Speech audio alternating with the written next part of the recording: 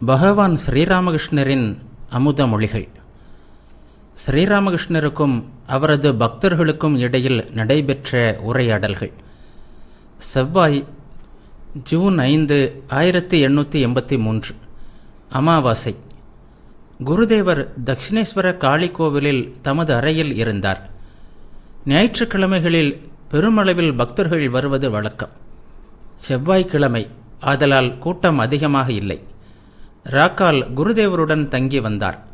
ஹாஸ்ராவும் அங்கே வாழ்ந்து வந்தார். குருதேவரின் அறையின் முன்னாலுள்ள வராந்தாவில் அவர் அமர்ந்திருந்தார். ஞாயிற்றுக்கிழமையே வந்த மா இன்னும் வீடு திரும்பவில்லை. சில நாட்களாக அங்கேயே தங்கியிருந்தார். திங்கள் இரவு காளி கோவில் மண்டபத்தில் கிருஷ்ண யாத்ரா நடைபெற்றது. குருதேவர் சிறிது நேரம் அதை பார்த்து கொண்டிருந்தார். இந்த யாத்திரா ஞாயிறு இரவே நடைபெற்றிருக்க வேண்டும். அன்று நடைபெறாமல் போனதால் திங்கள் இரவு நடைபெற்றது. மதிய உணவிற்கு பின் ஸ்ரீராமகிருஷ்ணர் தமது பிரேம பித்து நிலையை பற்றி மீண்டும் கூறினார். ஸ்ரீராமகிருஷ்ணர் மாவிடம் கூறினார், என்னென்ன நிலைகளிலெல்லாம் இருந்திருக்கிறேன். அப்போதெல்லாம் நான் இங்கே சாப்பிட மாட்டேன்.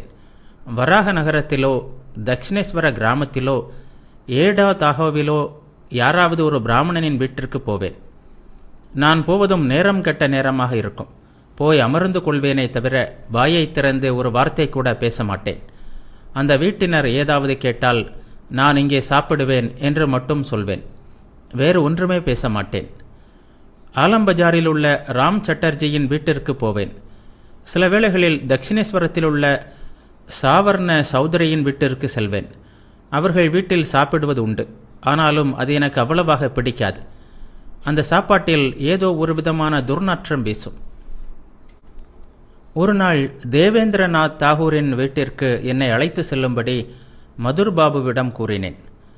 அவர் பகவானின் நாமத்தை ஜெபிக்கிறாராம். அவரை பார்க்க விரும்புகிறேன். என்னை அவரிடம் அழைத்து போக முடியுமா என்று கேட்டேன். ஆனால் மதுர்பாபு மிகவும் கௌரவம் பார்ப்பவராயிற்றே. அழைப்பு இல்லாமல் ஒருவரின் வீட்டிற்கு போவாரா? முதலில் சிறிது தயங்கினார்.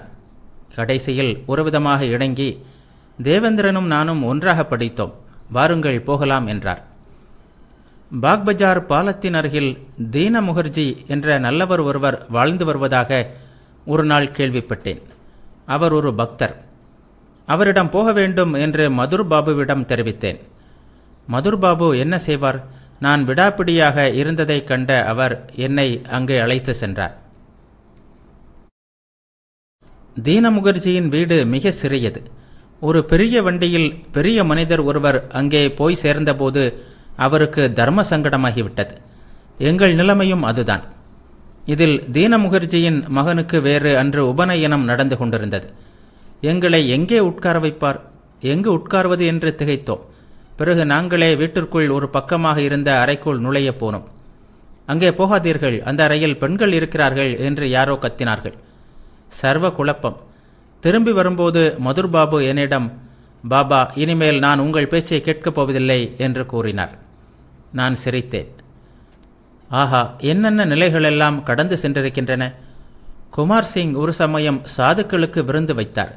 என்னையும் அழைத்தார். சாதுக்கள் பலர் அங்கு வந்திருந்ததைக் கண்டேன். நான் சாப்பிடுவதற்கு உட்கார்ந்ததும் சாதுக்கள் சிலர் என்னை பற்றி ஒவ்வொன்றாக கேட்க ஆரம்பித்தார்கள். இவ்வாறு அவர்கள் என்னை விசாரிக்க ஆரம்பித்ததும் நான் அவர்களை விட்டு தனியாக போய் வேறு இடத்தில் உட்கார்ந்து கொண்டேன். இதையெல்லாம் தெரிந்து கொள்வதால் அவர்களுக்கு என்ன லாபம் என்று நினைத்தேன். அதன் பிறகு இலை போட்டு எல்லோரையும் சாப்பிடுவதற்கு உட்கார வைத்தார்கள். யாரும் எதுவும் சொல்வதற்கு முன் நான் சாப்பிடத் தொடங்கிவிட்டேன். அங்கிருந்த சாதுக்களில் சிலர், யார் இவன் என்று பேசிக்கொண்டது என் காதில் விழுந்தது. மாலை 5 மணி.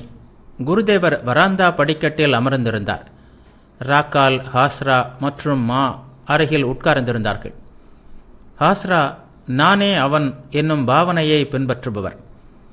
ஸ்ரீராமகிருஷ்ணர் ஹாஸ்ராவிடம் கூறினார், ஆம், இறைவனே ஆத்திகர், அவரே நாத்திகர், அவரே நல்லவர், அவரே தீயவர், அவரே உண்மை, அவரே உண்மையற்றவர். உறக்கம், விழிப்பு ஆகிய நிலைகளும் அவருடையதே. மேலும் அவர் எல்லா நிலைகளையும் கடந்தவர். இந்த உண்மையை அறிந்து கொண்டால் எல்லா குழப்பங்களும் தேர்ந்துவிடும். ஒரு குடியானவனுக்கு வயதான காலத்தில் ஓர் ஆண் குழந்தை பிறந்தது. மிகுந்த கவனத்துடன் அந்த குழந்தையை வளர்த்து வந்தனர். குழந்தை வளர்ந்து பெரியவன் ஆனான். ஒரு நாள் குடியானவன் வயலில் வேலை செய்து கொண்டிருந்தபோது ஒருவன் அங்கு வந்து அவனது மகன் நோய் கண்டு இறந்து போகும் தருவாயில் கிடப்பதை கூறினான். குடியானவன் வீட்டிற்கு வந்து பார்த்தபோது மகன் இறந்து விட்டிருந்தான். குடியானவனின் மனைவி அழுது புலம்பினாள். ஆனால் குடியானவனின் கண்களில் ஒரு சொட்டு கண்ணீர் கூட வரவில்லை. மனைவி துக்கத்துடன் அண்டை வீட்டாரிடம், எப்படிப்பட்ட அருமையான மகன் போய்விட்டான், ஆனால் இவரது கண்களிலிருந்து ஒரு சொட்டு கண்ணீர் கூட வரவில்லையே என்று சொல்லி அழுதாள். நீண்ட நேரத்திற்கு பிறகு குடியானவன் தன் மனைவியை கூப்பிட்டு, நான் ஏன் அழவில்லை என்று தெரியுமா? நேற்று இரவு நான் ஒரு கனவு கண்டேன். அந்த கனவில் நான் ஒரு அரசனாக 7 பிள்ளைகளுக்கு தகப்பனாக இருந்தேன். அந்த குழந்தைகள் அத்தனை பேருமே அழகிலும் குணத்திலும் சிறந்தவர்களாக இருந்தார்கள். அவர்கள் பெரியவர்களாகி அறிவாற்றலிலும் தர்மத்திலும் சிறந்து விளங்கினார்கள். இந்த நேரத்தில் தூக்கம் கலைந்து விட்டது. இப்போது நான் உன்னுடைய ஒரு குழந்தைக்காக அழுவதா அல்லது என்னுடைய 7 குழந்தைகளுக்காக அழுவதா என்று புரியாமல் திகைப்பில் ஆழ்ந்திருக்கிறேன் என்றார். ஞானிகளுக்கு கனவு நிலை எவ்வளவு உண்மையோ அந்த அளவிற்கு விழிப்பு நிலையும் உண்மை. இறைவனே நம்மை நடத்துபவர். அவரது விருப்பப்படியே அனைத்தும் நடைபெறுகின்றன. ஹாஸ்ரா கூறினார், ஆனால் இதை உணர்ந்து கொள்வது மிகவும் கடினம். உதாரணமாக பூ கைலாஷ் சாதுவின் விஷயத்தையே எடுத்துக்கொள்ளுங்களேன். மக்கள் அவருக்கு எவ்வளவு கஷ்டங்களை கொடுத்து கொல்லாமல் கொன்றார்கள். அவர் சமாதி நிலையில் ஆழ்ந்திருந்தார். அவரை மண்ணில் புதைத்தார்கள், தண்ணீரில் மூழ்கடித்தார்கள். சில வேளைகளில் பழுக்க காய்ச்சிய இரும்பால் சூடு போட்டார்கள். இவ்விதமெல்லாம் செய்து அவருக்கு புற உணர்வு உண்டாக்க முயன்றார்கள். ஆனால் இப்படிப்பட்ட சித்திரவதை காரணமாக அந்த சாது இறந்து போய்விட்டார். மக்கள் சித்திரவதை செய்தனர். பிறகு இறைவனின் திருவுள்ளப்படி இறந்தும் போனார். ஸ்ரீராமகிருஷ்ணர் கூறினார், அவனவன் தன் வினைக்கான பலனை அனுபவித்தேயாக வேண்டும். அந்த சாதுவின் மரணம் இறைவனின் திருவுள்ளப்படிதான் நிகழ்ந்தது. வைத்தியர்கள் புட்டிக்குள் மகரத்வஜம் தயாரிக்கிறார்கள். அந்த புட்டியின் மீது களிமண்ணை பூசி அதை நெருப்பில் இடுகிறார்கள். அப்போது உள்ளே இருக்கும் தங்கம் உருகி புட்டியில் போட்டிருக்கும் மற்ற பொருட்களுடன் கலந்து மகரத்வஜம் ஆகிறது. பிறகு வைத்தியர் புட்டியை வெளியே எடுத்து அதை மெல்ல உடைத்து அதற்குள் இருக்கும் மகரத்வஜத்தை எடுக்கிறார். அதன் பிறகு புட்டி இருந்தால் என்ன, உடைந்து போனால் என்ன? அதுபோல் சாது கொல்லப்பட்டார் என்று மக்கள் நினைக்கலாம். ஆனால் அவரது அகம் பக்குவமடைந்து தயாராகி இருக்கலாம். இறை அனுபூதிக்கு பிறகு உடம்பு இருந்தால் என்ன, போனால் என்ன? பூ கைலாஷ் சாது சமாதியில் இருந்தார். சமாதியில் பல வகைகள் உள்ளன. ரிஷிகேசத்தை சேர்ந்த சாது ஒருவர் கூறியதுடன் என் நிலை ஒத்திருக்கிறது. சில வேளைகளில் உடலுள் வாயு எறும்பைப் போல் ஊர்ந்து செல்வதை உணர்வேன். சில வேளைகளில் குரங்கு ஒரு கிளையிலிருந்து மற்றொரு கிளைக்கு தாவி செல்வதைப் போல் சடபடவென்று குதித்து செல்லும். சில வேளைகளில் மீன் நீந்துவதைப் போன்று அது இயங்குகிறது. அனுபவித்தவனுக்கே அது தெரியும். உலகமே மறந்து போகிறது. மனம் சிறிது கீழே இறங்கி வரும்போது, அம்மா என்னை சரிப்படுத்தி அருள்வாய், நான் பேச வேண்டும் என்று வேண்டிக் கொள்வேன். ஈஸ்வர கொடிகளை தவிர பிறரால் சமாதி நிலையிலிருந்து இறங்கி வர முடியாது. சாதாரண மக்களில் யாரோ சிலர் சாதனைகளின் வேகத்தால் சமாதி நிலையை அடையலாம். ஆனால் திரும்பி வர மாட்டார்கள். இறைவனே மனிதனாக வரும்போது, அவதரிக்கும்போது மக்களின் முக்திக்கான சாவியை தமது கையில் வைத்திருக்கிறார். அதனால் மனிதகுலத்தின் நன்மைக்காக சமாதி நிலையிலிருந்து திரும்பி வருகிறார் அவர். தமக்குள் நினைத்து கொண்டார், மனிதர்களின் முக்திக்கான சாவி குருதேவரின் கையில் உள்ளதா? ஹாஸ்ரா கூறினார், இறைவனை திருப்திப்படுத்த முடிந்தாலே போதும். அவதாரம் இருக்கட்டும், இல்லாமல் போகட்டும். ஸ்ரீராமகிருஷ்ணர் புன்சிரிப்புடன் கூறினார், ஆமாம் ஆமாம், விஷ்ணுபூரில் ரெஜிஸ்டாரின் பெரிய ஆபீஸ் இருக்கிறது. அங்கே ரெஜிஸ்டர் செய்ய முடிந்தால் அதற்கு மேல் கோகாட்டில் பதிவு செய்ய வேண்டிய அவசியமில்லை. மாலை வேளையாகியது.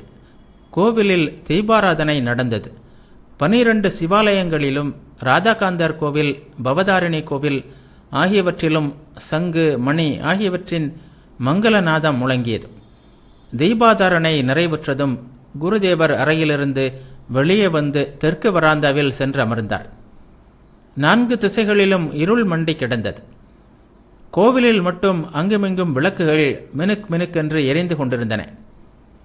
வானத்தின் கருநிறத்தை தன்னில் பிரதிபலித்தவாறே ஓடிக்கொண்டிருந்தாள் புனித கங்கை. குருதேவர் இயல்பாகவே பரவச நிலையில் லயித்திருப்பார். இன்றோ அமாவாசை. இன்றைய பரவச நிலை மிகவும் ஆழ்ந்ததாக இருந்தது.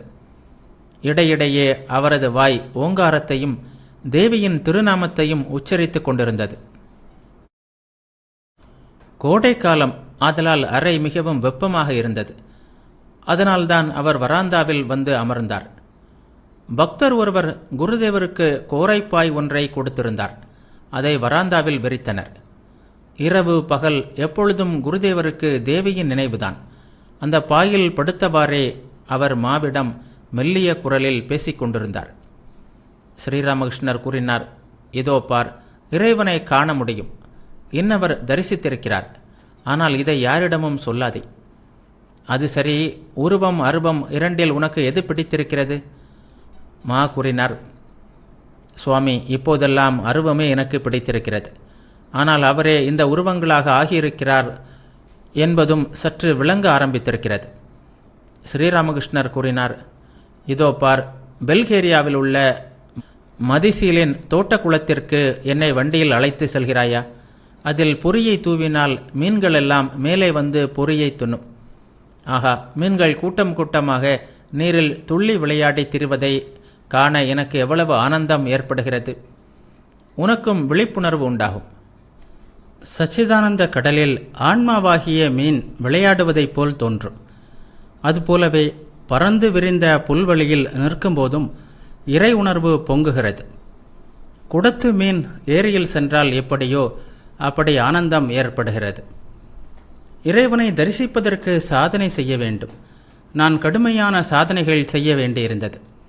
வில்வ மரத்தின் அடியில் எத்தனை விதமான சாதனைகள் செய்திருக்கிறேன். அம்மா, எனக்கு உன் காட்சியை அருள்வாய் என்று கதறியபடி மரத்தடியில் விழுந்து கிடப்பேன். கண்ணீரால் என் உடம்பு நனைந்து போகும். மா கேட்டார், நீங்களே எத்தனையோ கடுமையான சாதனைகள் செய்திருக்கிறீர்கள். மற்றவர்களுக்கு ஒரு கணத்தில் எல்லாம் ஆகிவிடுமா?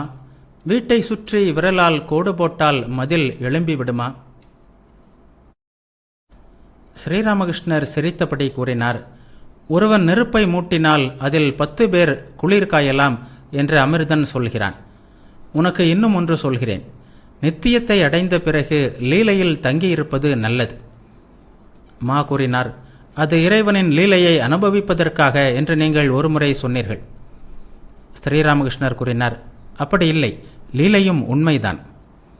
இன்னும் ஒன்று, நீ இங்கே வரும்போது கையில் ஏதாவது கொஞ்சம் கொண்டு வா.